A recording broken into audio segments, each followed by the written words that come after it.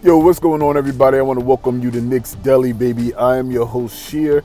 I wanted to hop on, man. Big time news, man. I go take a nap. My old man, middle of the day nap. I wake up, and the internet is going crazy.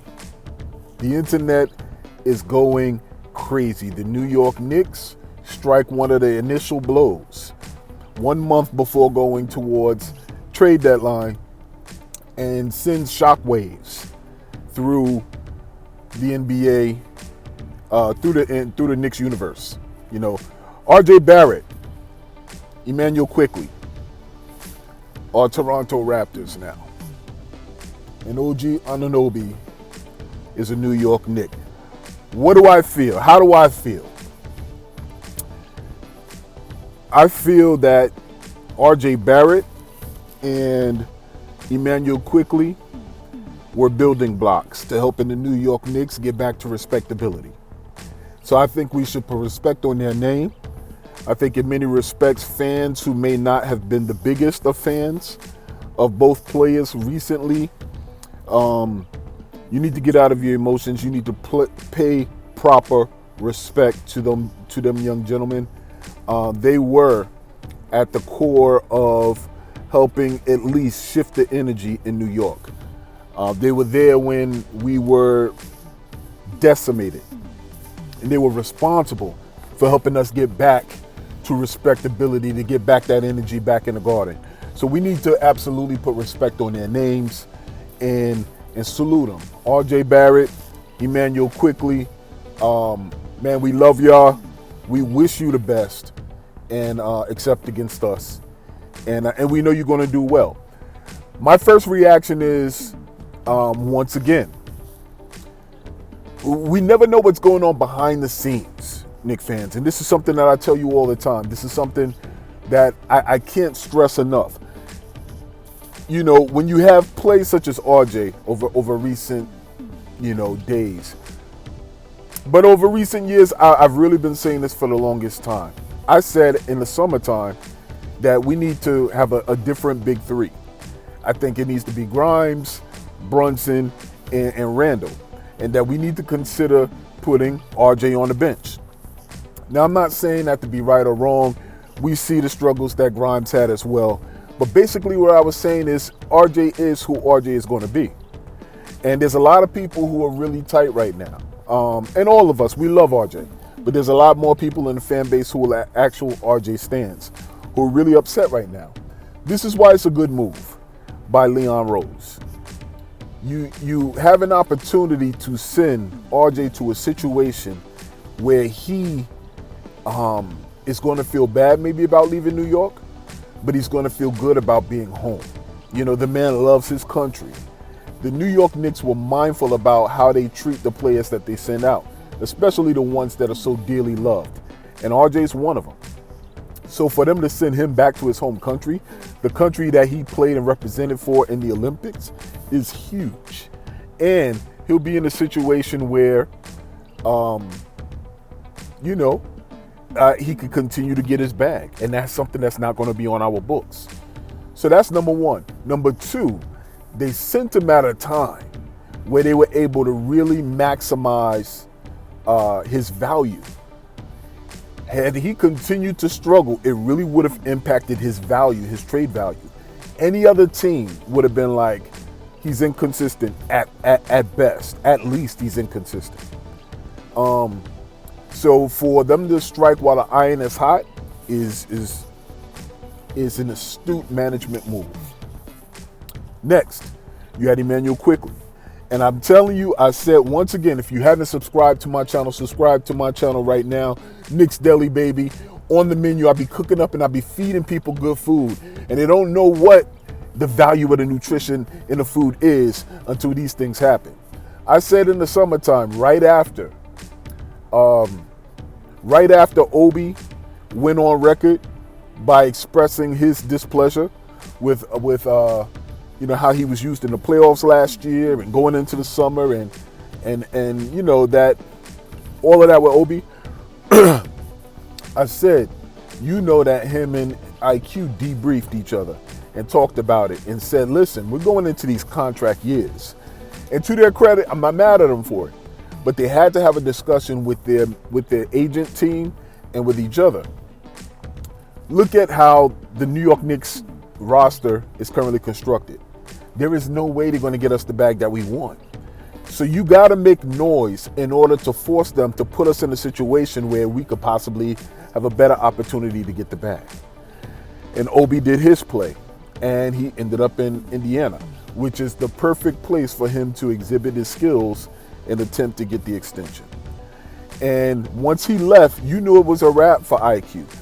I knew it was a wrap for IQ when his name was mentioned and he was this close to being shipped off to Utah for Donovan Mitchell. He was completely different that year. And he was able to channel those frustrations into a 6th Man of the Year campaign. And then coming into the season, once again, you saw the difference. He moved as if he knew this was a business. And he played and he performed almost up until the point of this point this season admirably. So when it comes to IQ, the Knicks also were wise to send him to that situation as well, where he now has an opportunity to start, which also can exhibit any talent and ability that he has and place him in the best position to be able to get a big contract there also. So you help them meet their needs, their wants and needs.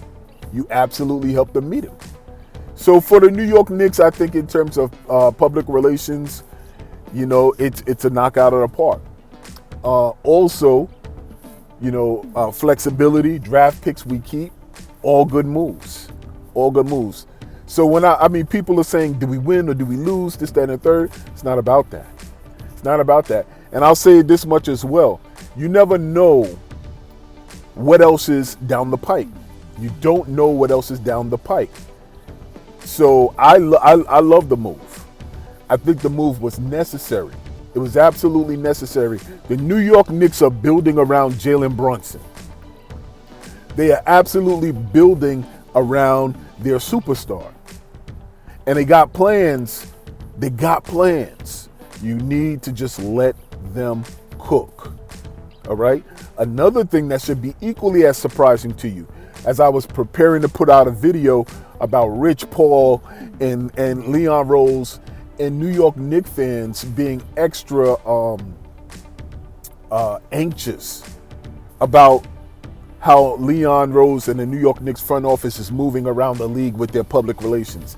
Fear not, young men. Fear not, young ladies.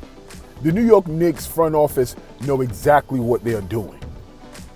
For them to have pulled this move off and have operated with Masai Ujiri shows you their level of professionalism. No matter how you feel, they will pick up the phone, they will make the call, and they will do what's in the best interest of the organization. Many of you respond to these reports. Listen, the writers and the media, they're upset.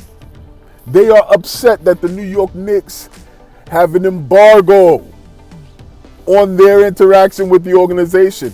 They have limited their access to Madison Square Garden going-ons. So they take the littlest piece of information and they try to magnify it and make it a big story. Oh, Leon Rose needs to get his act together. Leon Rose, see, this is what happened when Leon Rose doesn't deal with clutch. And now they're cut off of all the superstars. Nobody wants Levine.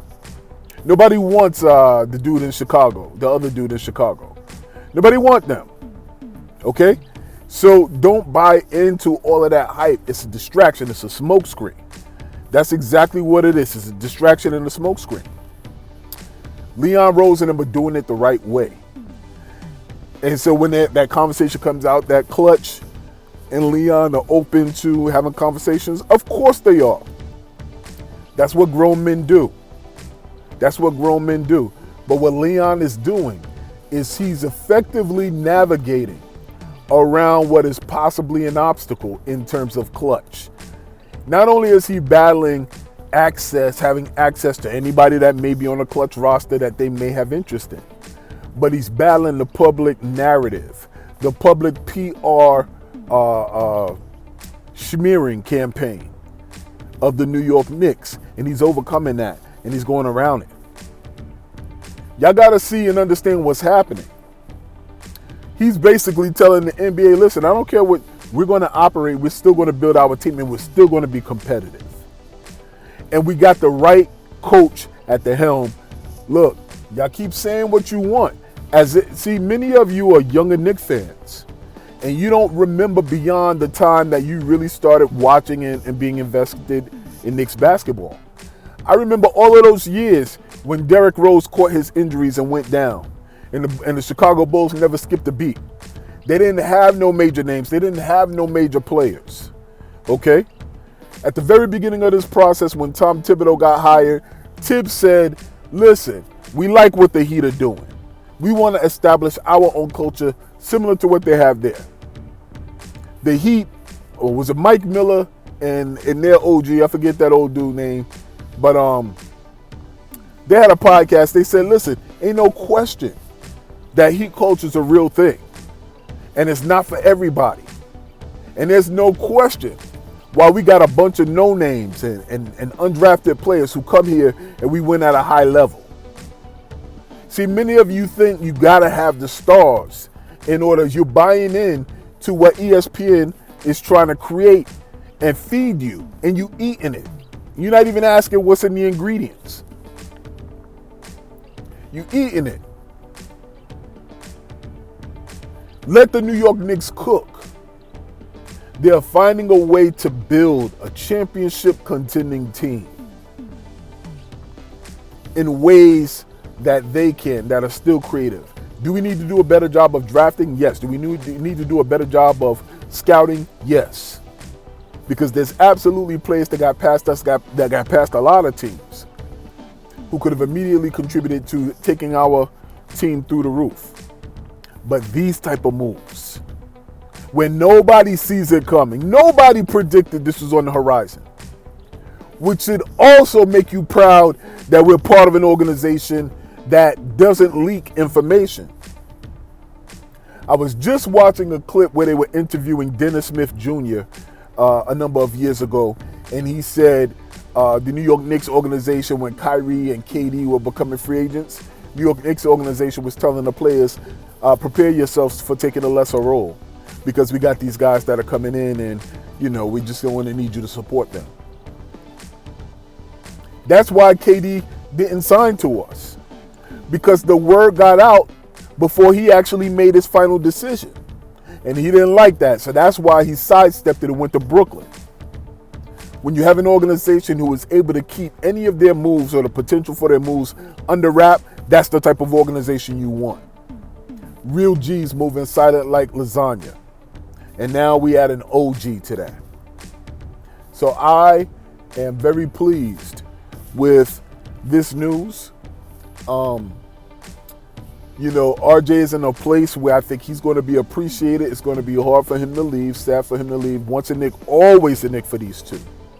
Fan base, I know many of you are hurting because we had very, very legitimate love for RJ and for IQ. So my heart goes out to you guys who are going through this momentary, period.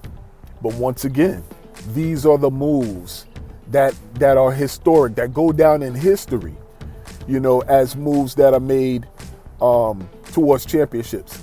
And I say keep this in mind as well. When Toronto shipped out DeMar DeRozan, the Toronto fan base were in an uproar. Kyle Lowry was like, you sent away my best friend. I can't believe you do this. Masai Ujiri, how could you do this to me? You told me that we were going to be together forever. All of that. And then they pulled off Kawhi Leonard. And then that next year they went on a championship run.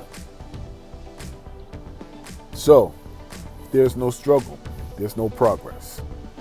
Keep this in mind. Same thing applies to life that applies to our team. If there is no struggle, there is no progress. But also remember this. Here at Knicks Deli and in these YouTube streets, everybody eats.